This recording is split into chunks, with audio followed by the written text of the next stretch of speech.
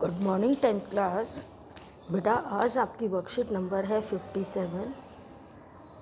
हमारा विषय साइंस है और आज डेट है बेटा 18 नवंबर। और आज हमारा चैप्टर वही चल रहा है, लाइट, प्रकाश। आज अभी तक हमने बेटा परावर्तन के विषय में पढ़ा है कि जो प्रकाश की किरण है वो टकराने के बाद उसी माध्यम में वापस लौट जाती है। आज हमने अपवर्तन पढ़ना है, जिसमें प्रकाश की किरण एक माध्यम से दूसरे माध्यम में जाती है।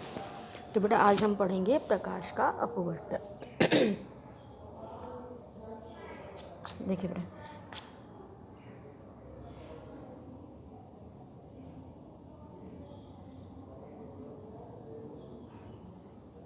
जब प्रकाश का अपवर्तन कहते हैं जब प्रकाश एक माध्यम से दूसरे माध्यम में तिरछा होकर जाता है तो दूसरे माध्यम में इसके जाने की दिशा में बदलाव होता है।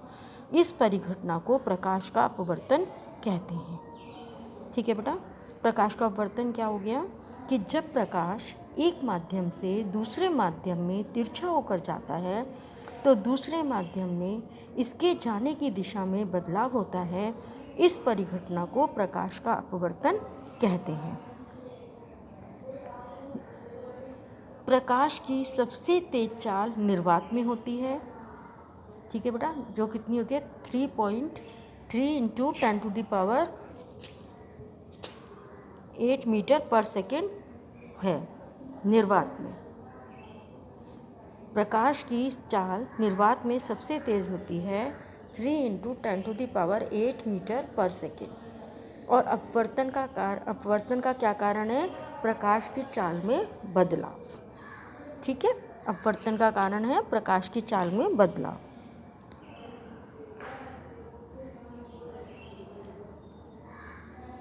अब बेटे सबसे पहले हम प्रकाश अपवर्तन के नियम देख लेते हैं।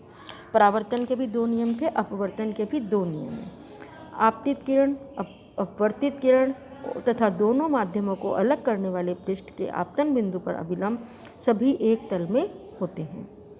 और दूसरा क्या है? प्रकाश के निश्चित रंग तथा माध्यम के युग्म के लिए साइन आई तथा साइन आर का अनुपात स्थिर होता है।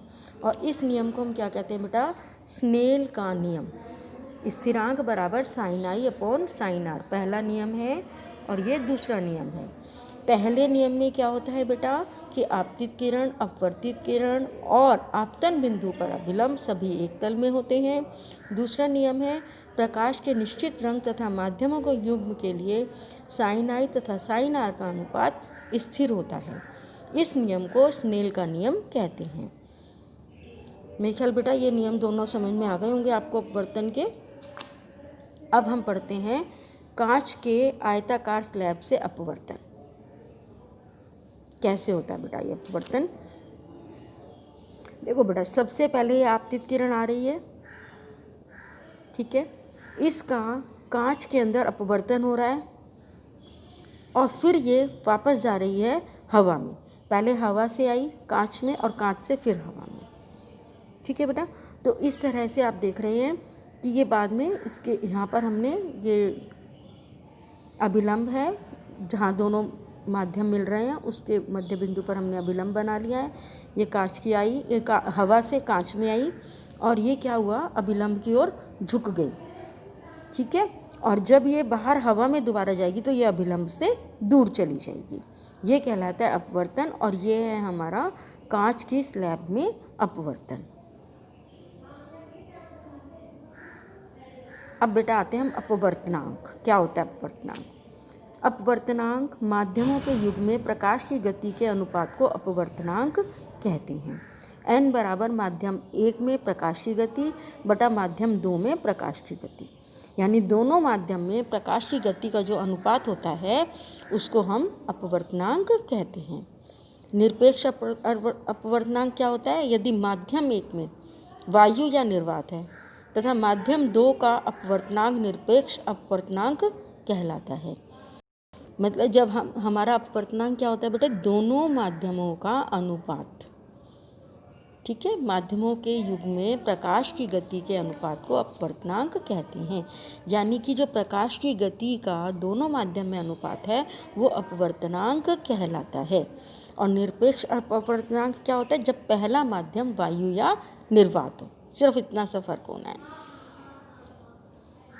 प्रकाशिक सघन माध्यम, दिए गए दो माध्यमों में जिसका अपवर्तनांक अधिक होता है उसे प्रकाशिक सघन माध्यम कहते हैं, और जिसका अपवर्तनांक कम होता है उसे विरल माध्यम कहते हैं। ये बहुत इंपॉर्टेंट है बेटा, आप दोनों पॉइंट। जब प्रकाश की किरण विरल से सघन माध्यम में जाती है तो उसकी चाल कम हो जाती है और वो अभिलंब की ओर झुक जाती है। जब प्रकाश की किरण सघन से विरल माध्यम में जाती है तो उसकी चाल अधिक हो जाती है और वो अभिलंब से दूर हट जाती है।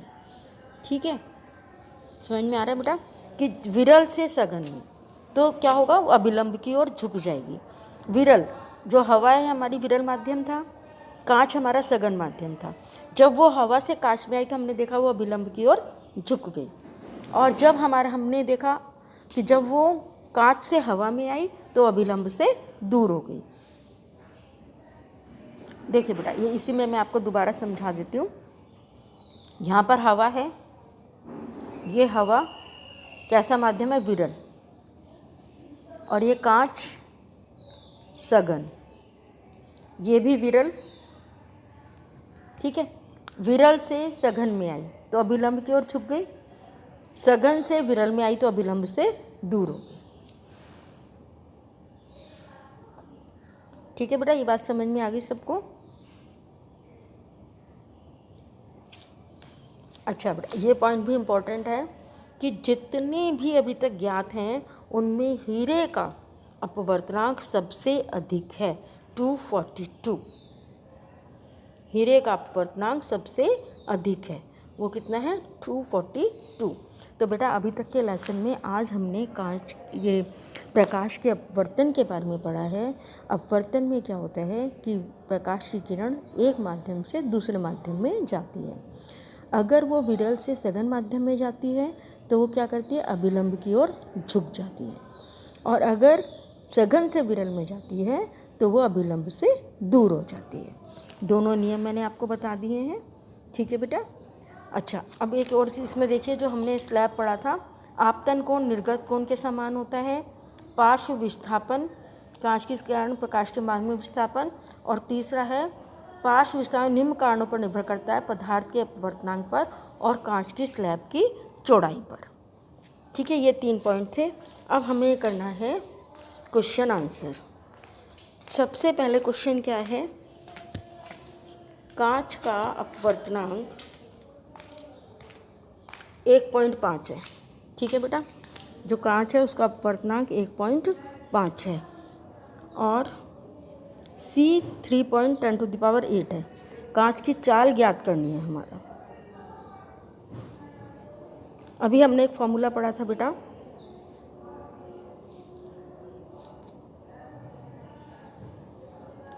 ये फॉर्मूला पढ़ा था, C निर्वात में प्रकाश की चाल बटा V माध्यम में प्रकाश की गति।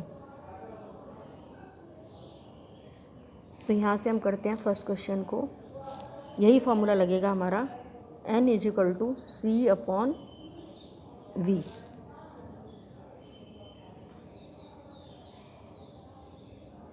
और यहीं से हमारे पास आ जाएगा, क्या आ जाएगा कि V = C/N, क्योंकि हमें N निकालना है। ठीक है, this is equal to 3 × 10⁸ divided by 1.5।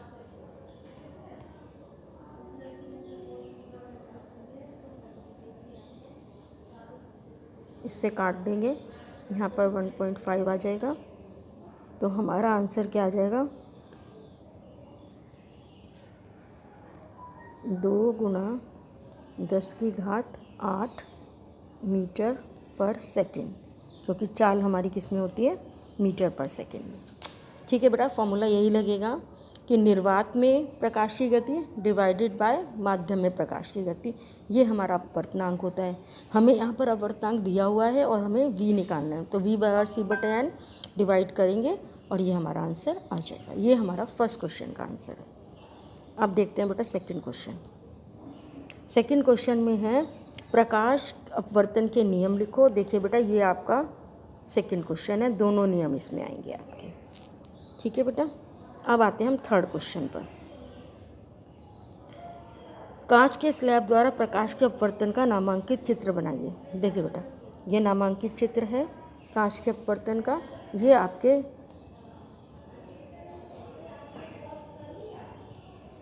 Third question का आंसर है। बिल्कुल ऐसे ही आपको चित्र बनाना है। आपतित किरण कांच में गई हवा से, अभिलंब की ओर झुक गई, कांच से हवा में अभिलंब से दूर हो गई। हमारा आपतन कोण निर्गत कोण के बराबर हो जाएगा। ये निर्गत कोण है अभिलंब और निर्गत किरण के बीच का कोण। ठीक है बेटा, तो ये डायग्राम आपको थर्ड क्वेश्चन में ड्रॉ करना है। बेटा आपके तीनों क्वेश्चन हो गए। कांच का अपवर्तन मेरे को लग रहा है आपको समझ में आ गया होगा। फिर भी समझ नहीं आएगा तो बेटा जब हमारी नेक्स्ट ऑनलाइन क्लास होगी मैं उसमें आपको इसको सॉल्व करती हूँ।